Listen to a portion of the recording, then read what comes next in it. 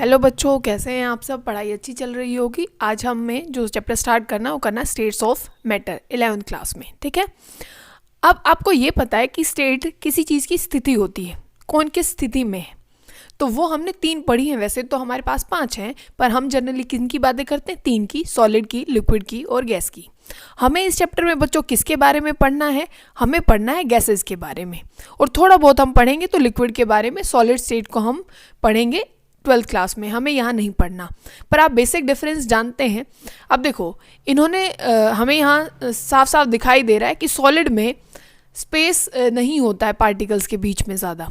ठीक है, स्पेस क्या है? नहीं होता। लिक्विड में पार्टिकल्स के बीच में क्या होता है? स्पेस प्रेजेंट होता है। और गैसेस में तो आपको पता है, एक पार्टिकल यहाँ है तो अगला पार्टिकल यहाँ है, बहुत ज़्यादा स्पेस होता है। अपने रूम में भी गैस है, हमें दिखाई भी नहीं पड़ रही, बहुत छोटे पार्टिकल्स होते हैं। क्यों वो हमें दिखाई नहीं पड़ रही? क्योंकि उनके पार्टिकल्स बहुत दूर हैं। पार्टिकल्स क्या हैं? बहुत दूर हैं। सॉलिड क्यों दिखाई देना स्टार्ट कर देता है? क्योंकि आप चाहे छोटी छोटी चीज़ों को बहुत सारी ऐसे कॉम्पैक्ट करके रख दो तो आप दिखाई देना स्टार्ट कर देगी। आपके पास छोटी सी चीज़ है, आपके पास मिट्टी का एक पार्टिकल है, एक होगा और एक इतनी दूर रख दो तो आपको पता नहीं चलेगा कि भाई ये मिट्टी है। ठीक है, पर आप उन्हीं छोटे छोटे पार्टिकल्स को, मिट्टी के पार्टिकल्स को पास ला के रखते जाएं बहुत सारे, तो वो आपको दिखना स्टार्ट हो जाती है। तो यही सॉलिड होता है, क्योंकि यहाँ स्पेस ना के बराबर होता है, यहाँ थोड़ा बहुत होता है और यहाँ तो बहुत ज़्यादा स्पेस होता है। ठीक है, इसी वजह से गैसेस हमें दिखाई नहीं पड़ती। अब क्या है कि इनमें एक रिजिड फ्रेमवर्क होता है। क्यों? क्योंकि ये भाई अब इतने ज़्यादा पास हैं कि एक क्या है, एक स्ट्रक्चर, इन्होंने कॉम्पैक्ट स्ट्रक्चर बना ली है। अब ऐसा नहीं है कि जिस चीज़ में आप इसको डालेंगे वैसे ये शेप ले लेगी। आपने जैसे आप किसको, एक चेयर को बोलें, वो एक सॉलिड स्टेट में है, सॉलिड उसको बनाया गया है। अब ये थोड़े आप उसको जिसमें डालेंगे वो वैसी ही शेप ले लेगा, ऐसा तो नहीं है। तो उनका एक रिजिड फ्रेमवर्क होता है और एक स्पेसिफिक उनकी शेप होती है। लिक्विड में क्या है, आप उसको जहाँ भी डालेंगे वो वैसी ही शेप ले लेगा। और गैसेस में क्या है, उसको भी जहाँ भी डालेंगे वो वैसी ही शेप ले लेगा। बलून में डालेंगे बलून जैसी हो जाएगी, और कमरे में डाल रहे हो तो कमरे जैसी हो जाएगी, सिलेंडर में डाल रहे हो तो सिलेंडर जैसी शेप ले लेगा। तो ये गैसेस की प्रॉपर्टी होती है। अब क्या है, उनके बीच में स्पेस है। जैसे कि अब आपके पास एक टेबल है और मैं कहूँ जाओ भाई इसके अंदर, या आपके पास एक ईंट है और हम कहें कि जाओ इसके अंदर कुछ और डाल के आओ, तो आप उसके अंदर कुछ और फंसा नहीं सकते, क्योंकि पार्टिकल इतने कॉम्पैक्टली अरेंज कर दिए गए, उनके बीच में कोई स्पेस नहीं है। उस ईंट के अंदर आप और कुछ और नहीं डाल सकते हैं। ठीक है, अब मैं आपको बोलूँ पानी है, पानी में आप 1 गिलास पानी है तो आप उसमें चीनी भी डाल देते हैं, नमक भी डाल लेते हैं, नींबू भी डाल लेते हैं, कर लेते हैं हम इतना सब कुछ। तो उनके बीच में क्या है, पार्टिकल्स के बीच में स्पेस होता है, तो वो थोड़ी थोड़ी जगह वहाँ पे डलती रहती है। कुछ समय तक लेवल इंक्रीज नहीं होता। क्यों नहीं होता? क्योंकि वहाँ पार्टिकल्स के बीच में क्या होता है, स्पेस होता है। और गैसेस में तो आपको पता ही, हम भी घूम रहे हैं गैसेस के बीच में, तो ऑक्सीजन है, सारी गैस है हमारे एटमॉस्फेयर में, हम चल फिर रहे हैं, तो उनके बीच में क्या है, बहुत ज़्यादा स्पेस होता है। समझ गए? अब इसका मतलब क्या हुआ बच्चों, कि अगर आप सॉलिड स्टेट की बात करें तो सॉलिड में बहुत तगड़े वाली क्या होती है, फोर्स ऑफ अट्रैक्शन होती है। ये एक दूसरे के दूर नहीं जाना चाहते, बिल्कुल पास चिपके हुए हैं, तो इनकी दोस्ती बहुत गहरी है पार्टिकल्स के बीच में, मतलब फोर्स ऑफ अट्रैक्शन है। अच्छा, लिक्विड में क्या है कि इतनी ज़्यादा गहरी दोस्ती तो नहीं है, ठीक ठाक है, इसीलिए वो एक यहाँ बैठा है तो एक यहाँ बैठा है, इतनी है। पर गैसेस में क्या है, यहाँ है दुश्मनी थोड़ी सी। क्या है? दुश्मनी। एक यहाँ है तो एक पता नहीं कौन सी दुनिया में है, तो ये वाली यहाँ पे दोस्ती होती है, जो दोस्ती हम उसको कह ही नहीं सकते। ठीक है, तो एक पार्टिकल यहाँ है तो एक बहुत ज़्यादा दूर होता है। तो ये गैसेस की प्रॉपर्टी है। मतलब कि हमारे हिसाब से अगर कोई एक गैस हम किसी को कह रहे हैं तो उनमें कोई फोर्स ऑफ अट्रैक्शन नहीं होना चाहिए। क्या नहीं होना चाहिए? फोर्स ऑफ अट्रैक्शन नहीं होना चाहिए। अब जो हमारी सारी आगे बातें होंगी वो किस पे होगी? जो फोर्स ऑफ अट्रैक्शन है, जो इंटरमोलिकुलर जो फोर्सेस हैं, उनके ऊपर हमें अभी बात करनी है। सारा फोकस बच्चों किस पे डालना है? गैसेस पे। गैसेस कैसी हैं? अब देखो, अगर मैं आपको बोलूं कि ये चीज़ आइडियल है, हमें एक आइडियल गैस की बात करनी है कि एक गैस कैसी होगी, एक आइडियल गैस कैसी होगी, तो हमने ये देखा कि भाई उनके बीच में कोई फोर्स ऑफ अट्रैक्शन नहीं होनी चाहिए। क्यों बच्चों? क्योंकि अगर फोर्स ऑफ अट्रैक्शन हुई, क्योंकि जैसे ही फोर्स ऑफ अट्रैक्शन हुई तो वो तो पास आ जाएंगे, और पास आ जाएंगे तो वो लिक्विड रेंज में आ जाएंगे, और बहुत ज़्यादा अट्रैक्शन हो गई, वो बिल्कुल ही पास पास आ गए, उनमें दोस्ती हो गई, वो तो सॉलिड बन जाएंगे। तो एक आइडियल गैस के लिए क्या क्राइटेरिया, जैसे हम कहें एक अच्छे बच्चे के लिए क्या क्राइटेरिया है कि भाई तो जैसे हम एक अच्छे बच्चे के लिए क्राइटेरिया रखते हैं कि भाई वो बहुत समझदार होना चाहिए, उल्टा नहीं वो बोलता होना चाहिए बच्चों को या पेरेंट्स को, तो ऐसे ही गैसेस के लिए क्या क्राइटेरिया है कि भाई वो आइडियल गैस कौन सी होगी जो उसके ऊपर आप कितना ही प्रेशर डाल लीजिए, कितना ही, मान लीजिए एक गैस है बहुत फैली हुई है, तो आपको पता है जैसे ही हम गैसेस के ऊपर प्रेशर डालते हैं तो वो अपनी स्टेट चेंज कर लेती है और लिक्विड बन जाती है। ऐसा ही होता है, लिक्विड बन जाती है क्योंकि पार्टिकल्स इतनी दूर हैं। आप एक धक्का इधर से मारोगे, एक धक्का इधर से मारोगे तो पार्टिकल्स क्या है, नज़दीक आना शुरू हो जाएंगे। नज़दीक आएंगे कि नहीं आएंगे, तो वो क्या है, स्टेट चेंज हो गई कि नहीं हो गई। जैसे कि आप कैसे हैं, आप भाई बहुत अच्छे बच्चे हैं, आप पढ़ते लिखते हैं, पर आपको यूँ कहेंगे चल मूवी देखने चलते हैं, तो आप थोड़े से भी प्रेशर से कि भाई चल ना, थोड़े से फोर्स करने से आप अपनी जो स्टेट है वो गवा देते हैं। आप कुछ भी करने चल पड़ते हैं। आपकी तो ये इमेज थी कि आप पढ़ते लिखते हैं। तो ऐसे ही आइडियल गैस क्या है कि आइडियल गैस वो होनी चाहिए चाहे आप उस पर कितना ही प्रेशर लगा लें वो पास नहीं आने चाहिए, वो पास आने ही नहीं चाहिए।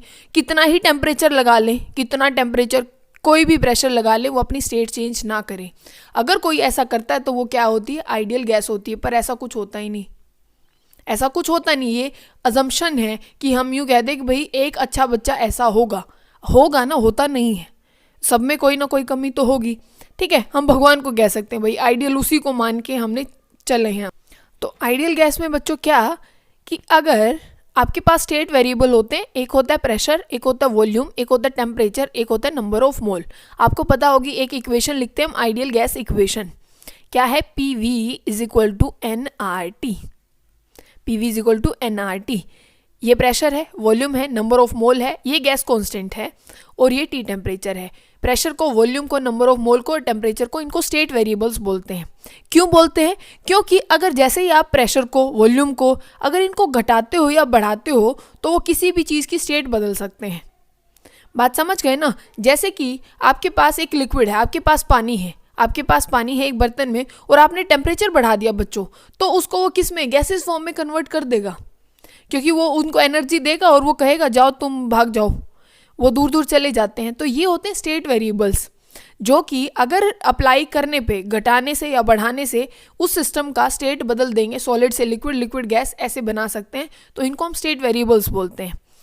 तो डिसाइड क्या हुआ कि भाई इस नेचर में तो कोई भी ऐसी गैस नहीं है जो भाई प्रेशर बढ़ा दो या वॉल्यूम बढ़ा दो, घटा दो तो उसकी स्टेट चेंज नहीं होगी। मतलब वो इस इक्वेशन को फॉलो कर ही नहीं रहे हैं, PV is equal to nRT। और उनके बीच में जो हमने बोला था कि भाई इनके बीच में क्या है, फोर्स ऑफ अट्रैक्शन नहीं होनी चाहिए। क्या नहीं होनी चाहिए? Force of attraction.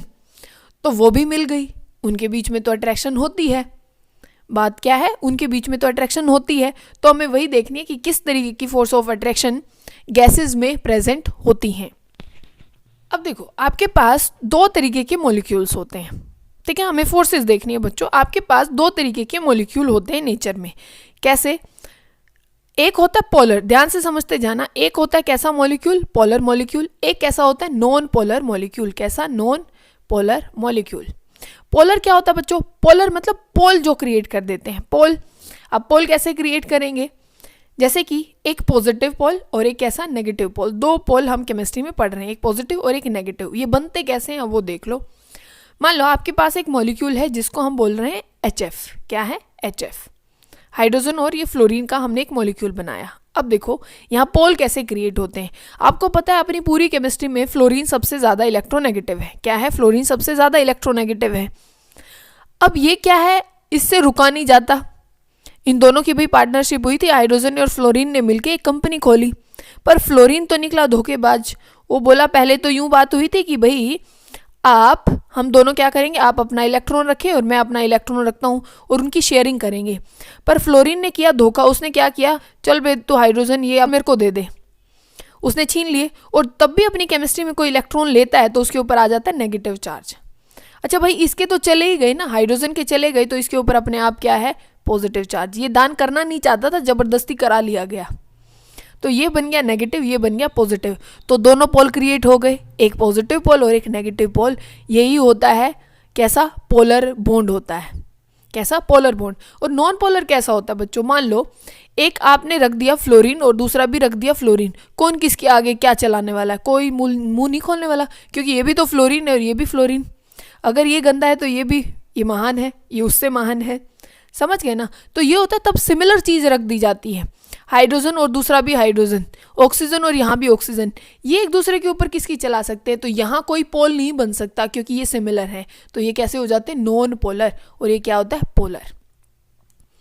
तो हमें यहाँ अट्रैक्शन देखनी है। आप सोच रहे होंगे कि ये क्यों पढ़ाया, अब ये इसीलिए पढ़ाया कि आप देखो पोलर में, पोलर जो मॉलिक्यूल्स होते हैं ये पोलर हैं, पोलर मॉलिक्यूल्स में कौन कौन सी तरीके की इंटरमोलिकुलर फोर्सेस होती हैं।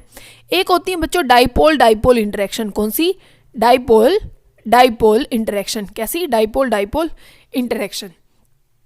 अब कैसे होती हैं वो देखो, आपको दो, अब डाइपोल का मतलब पोल क्रिएट जिसमें दो पोल, मतलब एक पॉजिटिव पोल एक नेगेटिव पोल। अब ऐसा मॉलिक्यूल ले लो जिसमें डाइपोल बनता हो, जैसे कि आपने ले लिया HCl या HF, आपको जो मन करे वो ले लीजिए। आपने HCl ले लिया और यहाँ भी एक ले लिया HCl ले लिया। अब इन दोनों डाइपोल डाइपोल की क्या करानी है, इंटरेक्शन करानी है। अब मान लो बच्चों ये है पॉजिटिव, क्योंकि क्लोरीन इलेक्ट्रोनेगेटिव है, वो छीन लेगा इलेक्ट्रॉन, तो इस पे आ जाएगा नेगेटिव, ये है इस पे आएगा पॉजिटिव और इस पे आएगा नेगेटिव, ये बात समझ गए होंगे। अब देखो ये क्लोरीन, अब ये क्लोरीन क्योंकि नेगेटिव और पॉजिटिव एक दूसरे को क्या करते हैं, अट्रैक्ट करते हैं, तो ये जो पॉजिटिव और नेगेटिव के बीच की जो इंटरेक्शन होती है, क्योंकि ये भी एक पोलर बॉन्ड हुआ, क्योंकि अभी हमने सीखा ये भी एक पोलर बॉन्ड है और ये भी एक पोलर बॉन्ड है, तो दो पोलर बॉन्ड के बीच में जो इंटरेक्शन आती है, आई HCl के बीच में, HCl के बीच में, दो पोलर मॉलिक्यूल के बीच में इंटरेक्शन, वही क्या होती है, डाइपोल डाइपोल इंटरेक्शन। बात समझ में। दूसरा देखो बच्चों क्या होता है, एक होता है डाइपोल, क्या है, डाइपोल इंड्यूस्ड डाइपोल, क्या है, डाइपोल इंड्यूस्ड डाइपोल।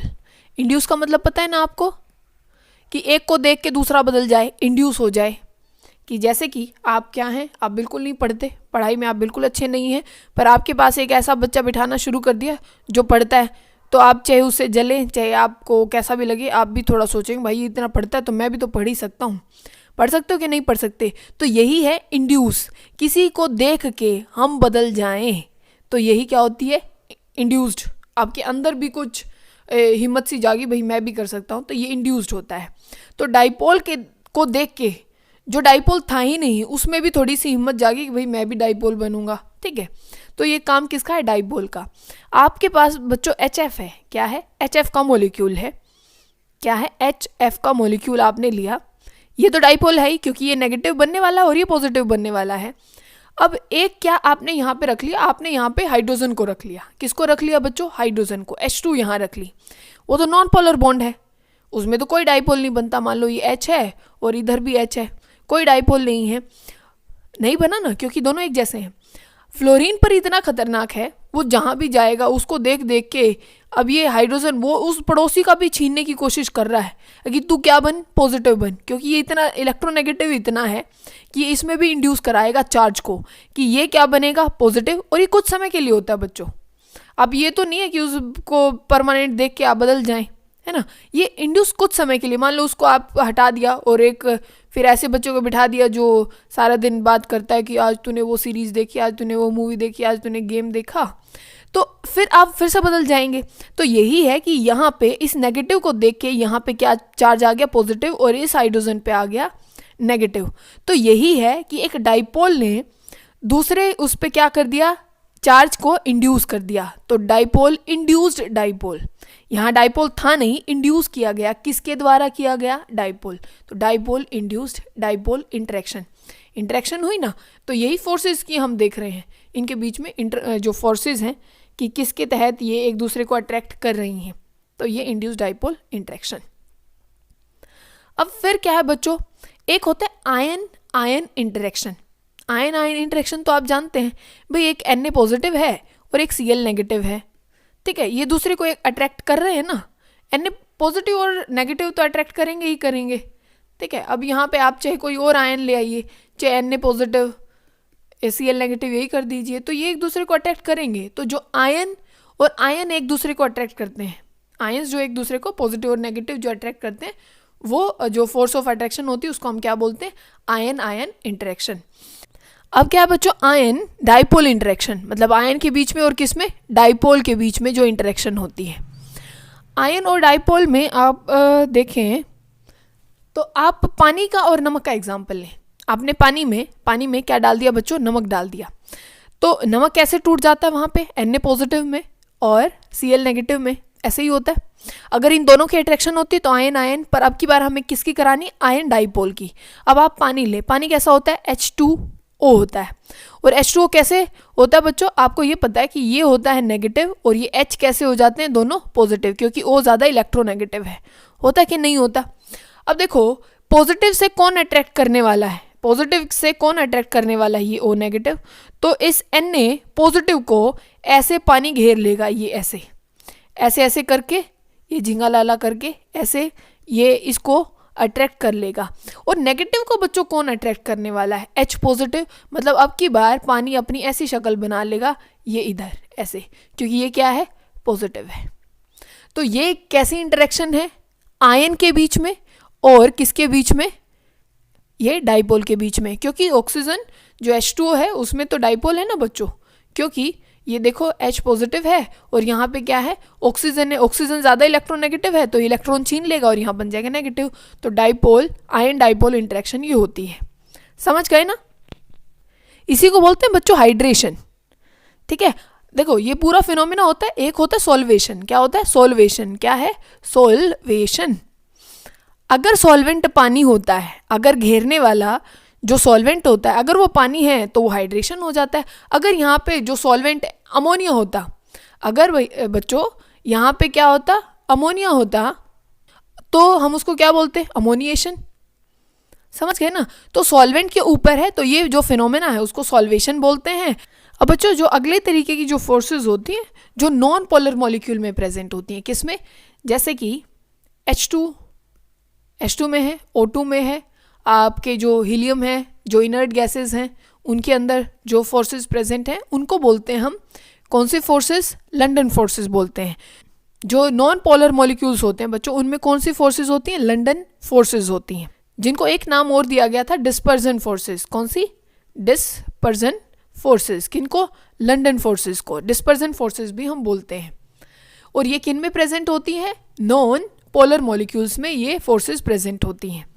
अब इन फोर्सेस का नॉन पोलर मॉलिक्यूल्स में पता कैसे लगा बच्चों, क्योंकि अगर मान लो आप ये कहें कि जो जेनॉन है या फिर कोई भी नॉन पोलर मॉलिक्यूल है, नॉन पोलर मॉलिक्यूल जैसे कि आपके पास है CCl4 है, एक नॉन पोलर मॉलिक्यूल है, क्योंकि इसके पास कोई डाइपोल नहीं होता। क्योंकि आपको पता है ना जो भी परफेक्ट शेप वाले होते हैं जैसे टेट्राहेड्रल है, ऑक्टाहेड्रल है, वो सारे कैसे होते हैं, नॉन पोलर होती है, इनकी ऑल ओवर कोई डाइपोल नहीं होती। तो क्या पता लगा बच्चों कि अगर कोई किसी के बीच में कोई फोर्स है ही नहीं, क्या है, कोई फोर्स नहीं है, एक पार्टिकल यहाँ है, एक पार्टिकल यहाँ है, कोई फोर्स नहीं है एक दूसरे के बीच में, कोई अट्रैक्शन नहीं है, तो ये गैसेस होने चाहिए थे। ये कैसे होने चाहिए थे बच्चों, गैसेस। पर CCl4 तो लिक्विड फॉर्म में होता है। तो इस वजह से पता लगा कि भाई नॉन पोलर मॉलिक्यूल के बीच में भी कोई फोर्सेस होती होंगी, नहीं तो आप विदाउट अट्रैक्शन पार्टिकल इतना तो होना चाहिए ना, इतनी पास तो हो तभी तो लिक्विड बनेगा। इसका मतलब बच्चों कि नॉन पोलर जो मॉलिक्यूल हैं उनके बीच में भी कोई ना कोई फोर्स ऑफ अट्रैक्शन तो काम कर रही है, जिसकी वजह से मॉलिक्यूल क्या है, पास आ रहे हैं और वो किस फॉर्म में कन्वर्ट हो रहे हैं, लिक्विड फॉर्म में। ठीक है, तो तभी पता लगा कि भाई ये जो लिक्विड या जो गैसेज हैं, ये गैस बन के ये आइडियल क्यों नहीं बन जा रही, ये आइडियल क्यों नहीं रह पाती, क्योंकि इनके बीच में भी कोई ना कोई फोर्स ऑफ अट्रैक्शन काम कर रही है। और जो कि वो क्या बोली जाती है, वो कौन सी फोर्स है, लंडन फोर्स होती है। वीक फोर्स होती है बहुत ज़्यादा, पर क्या है, वो फोर्स होती तो है जिसकी वजह से वो लिक्विड बन रहे हैं। समझ गए। जैसे आपको ये दिख रहा है कि लंडन फोर्सेस सबसे वीक फोर्सेस होती हैं। ठीक है, फिर कौन सी होती है, डाइपोल जो फोर्स हमने देखा, जो पोलर मॉलिक्यूल में देखी। और सबसे जो स्ट्रॉन्ग होता है, ये बिल्कुल बॉडी ऐसे बनाई हुई है, जो बहुत ज़्यादा, जो इनके कंपैरिजन में बच्चों, वैसे हाइड्रोजन बॉन्डिंग इतनी स्ट्रॉन्ग नहीं है पर इनके कंपैरिजन में बहुत ज़्यादा स्ट्रॉन्ग है, तो वो है हाइड्रोजन बॉन्डिंग। ठीक है, और ये ध्यान रखना है आपको, आपने वंडरवॉल फोर्सेस सुनी होंगी, तो इन दोनों फोर्सेस को, लंडन फोर्सेस और डाइपोल फोर्सेस को हम क्या बोलते हैं, वंडरवॉल फोर्सेस बोलते हैं।